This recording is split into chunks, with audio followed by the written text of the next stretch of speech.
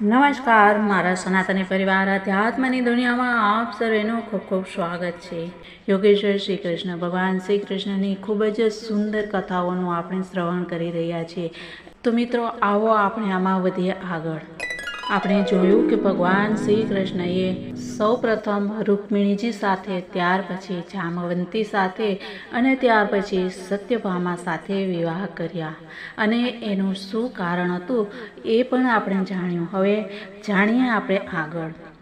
ભગવાન શ્રી કૃષ્ણને એ વાતની જાણ હતી કે લાક્ષાગૃહના અગ્નિમાં પાંડવોનો વાળ પણ વાંકો થયો નથી। તેમ છતાં જ્યારે તેમણે સાંભળ્યું કે કુંતી અને પાંડવો બળી ગયા ત્યારે સમયની કુલ પરંપરાને યોગ્ય વ્યવહાર કરવા માટે તેઓ બલરામજીની સાથે હસ્તિનાપુર ગયા। ત્યાં જઈ અને ભીષ્મ પિતામહ, કૃપાચાર્ય, વિદુર, ગાંધારી અને દ્રોણાચાર્યને મળી અને તેમની સાથે સમવેદના અને સહાનુભૂતિ પ્રગટ કરી અને તે લોકોને કહ્યું કે અરે આ તો અત્યંત દુઃખદ ઘટના બની ગઈ। ભગવાન શ્રી કૃષ્ણના હસ્તિનાપુર જવાથી દ્વારકામાં અક્રૂર અને કૃતવર્માને અવસર મળી ગયો। તેમણે સતધન્વાને જઈ અને કહ્યું કે તમે સત્રાજીત પાસેથી મણિ કેમ છીનવી લેતા નથી? સત્રાજીતે પોતાની શ્રેષ્ઠ કન્યા સત્યભામા આપણને આપવાનું વચન આપ્યું હતું અને હવે તેણે આપણું અપમાન કરી અને તેને શ્રી કૃષ્ણ સાથે પરણાવી દીધી છે। હવે સત્રાજીત પણ તેના ભાઈ પ્રસેનની જેમ યમપુરીમાં કેમ ન જવો જોઈએ? સતધન્વા પાપી હતો અને હવે તો તેનું મૃત્યુ પણ તેના માથા પર નાચી રહ્યું હતું। અક્રૂર અને કૃતવર્માના આ પ્રમાણે બહેકાવાથી સતધન્વા તેમની વાતોમાં આવી ગયો અને તે મહાદુષ્ટે લોભવશ સૂતેલા સત્રાજીતને મારી નાખ્યો। તે સમયે સ્ત્રીઓ અનાથની જેમ રડવા લાગી, પરંતુ સતધન્વાએ તે તરફ બિલકુલ ધ્યાન ન આપ્યું। જેમ કસાઈ પશુઓની હત્યા કરી નાખે છે તે જ પ્રમાણે તે સત્રાજીતને મારી અને મણિ લઈને ત્યાંથી ભાગી ગયો।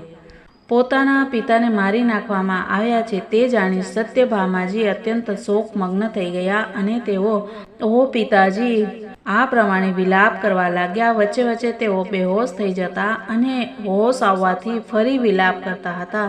ત્યાર પછી તેઓ હસ્તિનાપુર ગયા। તેમણે અત્યંત દુઃખ સાથે ભગવાન શ્રી કૃષ્ણને પોતાના પિતાની હત્યાની વાત કરી। જો કે આ બધું ભગવાન શ્રી કૃષ્ણ પહેલેથી જાણતા હતા।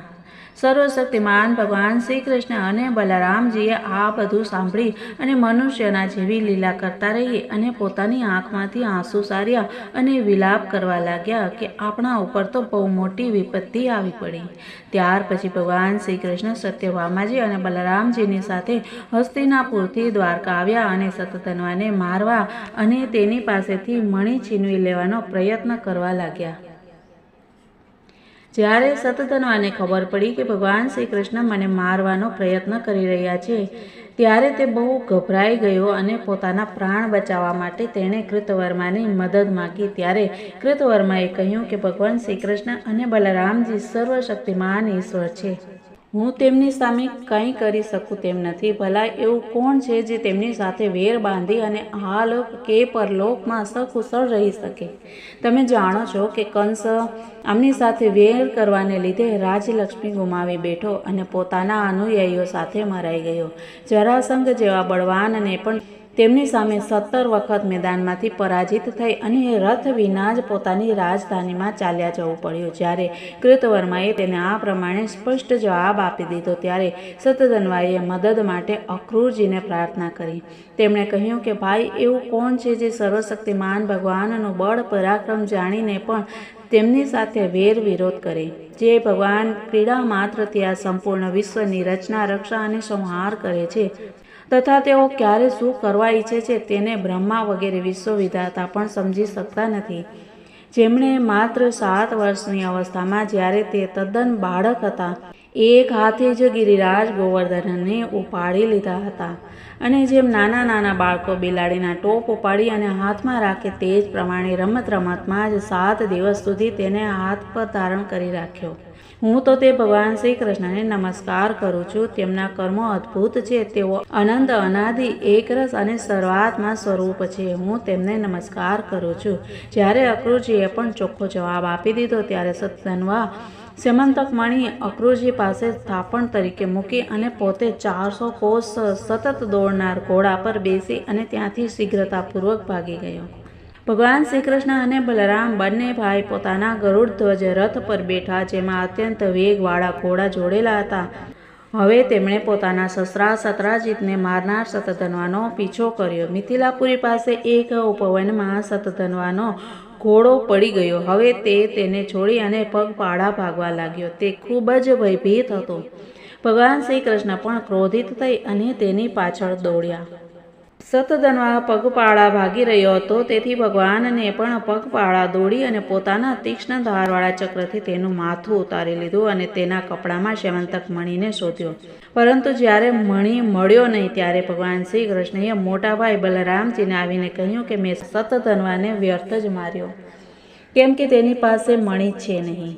બલરામજીએ કહ્યું કે એમાં સંદેહ નથી કે શતધન્વાએ સ્યમંતક મણીને કોઈની પાસે રાખી દીધો છે. હવે તમે દ્વારકા જાઓ અને તેનો પત્તો મેળવો. હું વિદેહ રાજને મળવા ઈચ્છું છું, કેમ કે તેઓ મારા અત્યંત પ્રિય મિત્ર છે. આમ કહી અને યાદવ શ્રેષ્ઠ બલરામજી મિથિલા નગરીમાં ચાલ્યા ગયા. જ્યારે મિથિલા નરેશે જોયું કે પૂજનીય બલરામજી મહારાજ પધાર્યા છે, ત્યારે તેમણે અતિશય આનંદ થયો અને તેમણે તુરંત જ પોતાના આસન પરથી ઊભા થઈ અને તેમની પૂજા કરી. ત્યાર પછી ભગવાન બલરામજી કેટલાય વર્ષો સુધી મિથિલાપુરીમાં જ રહ્યા. મહાત્મા જનકજીએ બહુ જ પ્રેમ અને સન્માનપૂર્વક તેમનું આતિથ્ય કર્યું. તે વખતે ધૃતરાષ્ટ્રનો પુત્ર દુર્યોધને તેમની પાસે ગદાયુદ્ધનું શિક્ષણ પ્રાપ્ત કર્યું. પોતાના પ્રિય સત્યભામાનું પ્રિય કાર્ય કરી અને ભગવાન શ્રી કૃષ્ણ દ્વારકા પાછા આવ્યા અને સત્યભામાને જણાવી દીધું કે શતધન્વાને મારી નાખ્યો છે, પરંતુ સ્યમંતક મણી તેની પાસેથી મળ્યો નહીં. અક્રૂરજી અને કૃતવર્માએ શતધન્વાને સત્રાજીતનો વધ કરવા ઉત્તેજિત કર્યો હતો. તેથી હવે તેમણે સાંભળ્યું કે ભગવાન શ્રી કૃષ્ણે શતધન્વાને મારી નાખ્યો છે. ત્યારે તેઓ અત્યંત ભયભીત થઈ અને દ્વારકા છોડી અને ભાગી ગયા. કેટલાક લોકો એવું માને છે કે અક્રૂરજીના દ્વારકાથી ચાલ્યા જવાથી દ્વારકાવાસીઓમાં અનેક પ્રકારના વારંવાર દૈહિક અને ભૌતિક સંતાપો થવા લાગ્યા. પરંતુ જે લોકો આવું કહે છે તેઓ પહેલાં કહેલી વાતોને ભૂલી જાય છે. ભલા એવું ક્યારે સંભવી શકે કે જે ભગવાન શ્રી કૃષ્ણમાં સમસ્ત ઋષિમુનિ નિવાસ કરે છે, તેમના નિવાસ સ્થાન દ્વારકામાં તેમની હયાતીમાં કોઈ ઉપદ્રવ થાય? પરંતુ તે સમયે નગરના વડીલ વૃદ્ધોએ કહ્યું કે એકવાર કાશી નરેશના રાજ્યમાં વરસાદ થયો ન હતો, દુકાળ પડ્યો હતો. ત્યારે તેમણે પોતાના રાજ્યમાં આવેલા અક્રૂરજીના પિતા સૌફલ્કને પોતાની પુત્રી ગાંધીની પરણાવી દીધી. ત્યારે તે પ્રદેશમાં વૃષ્ટિ થઈ. અક્રૂરજી પણ સૌફલ્કના જ પુત્ર છે અને તેમનો પ્રભાવ પણ તેમના જેવો જ છે. તેથી જ્યાં જ્યાં અક્રૂરજી રહે છે ત્યાં ત્યાં બહુ વરસાદ પડે છે તથા કોઈ પ્રકારનું દુઃખ કે મહામારી જેવા ઉપદ્રવો થતા નથી. તે લોકોની વાત સાંભળી અને ભગવાને વિચાર્યું કે આ ઉપદ્રવનું આ જ કારણ નથી. આવું જાણવા છતાં પણ ભગવાને દૂત મોકલી અને અક્રૂરજીને દ્વારકા તેડાવ્યા. તેમના આવ્યા પછી તેમની સાથે વાતચીત કરી.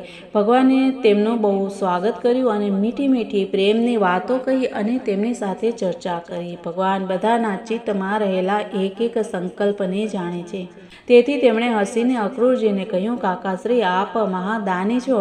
અમને આ વાતની પહેલેથી જ ખબર છે કે શતધન્વા તમારી પાસે સ્યમંતક મણી મૂકી ગયો છે, જે અત્યંત પ્રકાશમાન અને ધન આપનારો છે.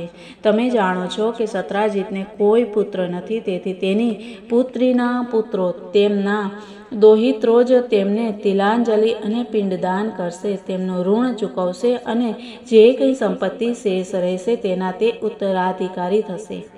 આ પ્રમાણે શાસ્ત્રીય દ્રષ્ટિથી જો કે સ્યમંતક મણી અમારા પુત્રોને જ મળવો જોઈએ, તેમ છતાં તે મણી ભલે તમારી પાસે રહે, કેમ કે તમે ઘણા વ્રતધારી અને પવિત્ર આત્મા છો. તથા બીજાઓ માટે આ મણી રાખવો એ બહુ મુશ્કેલ પણ છે. પરંતુ મારી સામે એક બહુ મોટી સમસ્યા આવી પડી છે કે મારા મોટા ભાઈ બલરામજી મણીની બાબતમાં મારા ઉપર પૂરો વિશ્વાસ રાખતા નથી. તેથી હે ભાગ્યશાળી અક્રૂરજી, તમે તે મણી દેખાડી અને અમારા ઇષ્ટ મિત્રો બલરામજી, સત્યભામા અને જાંબવંતીનો સંદેહ દૂર કરો અને તેમના હૃદયમાં શાંતિ પહોંચાડો.